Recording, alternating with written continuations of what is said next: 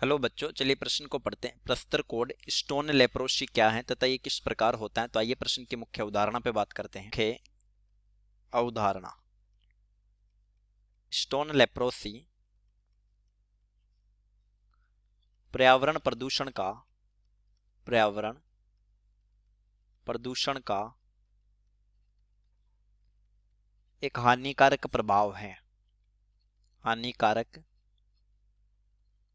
है। चलिए समझते हैं स्टोन लेप्रोसी को। प्रस्तर कोड या स्टोन लेप्रोसी पर्यावरण के अत्यधिक प्रदूषण के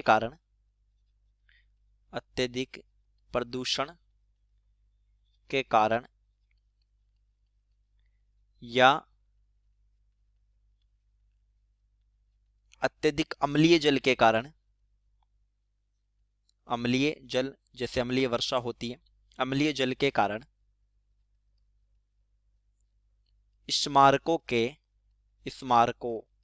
इमारतों के पत्थरों का क्षरण हो रहा है, रंग परिवर्तन हो रहा है, उनका रंग परिवर्तन हो रहा है, पत्थरों पर धब्बे आ रहे हैं, पत्थरों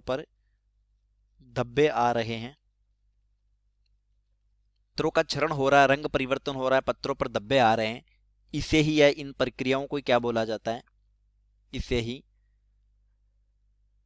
स्टोन लेप्रोसी बोला जाता है। स्टोन लेप्रोसी बोला जाता है। ये किस प्रकार होता है ये समझने के लिए चलिए हम ताजमहल के उदाहरण से समझते हैं। स्टोन लेप्रोसी का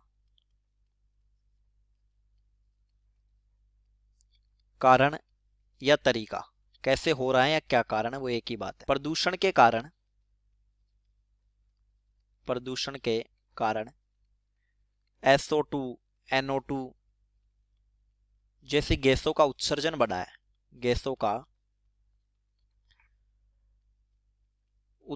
बढ़ा है, तथा इनकी क्रिया से H2SO4 HNO3 अम्लों का निर्माण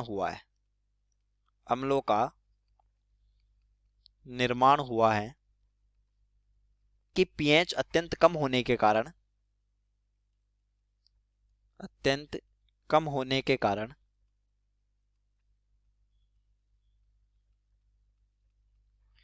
पत्थरों को रासायनिक तरीके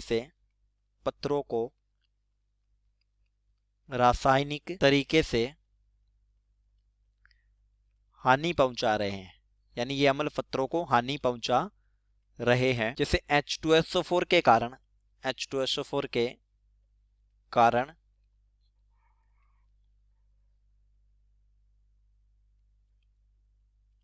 ताजमहल के पत्थर, जिसको मार्बल कहते हैं, ताजमहल के पत्थर,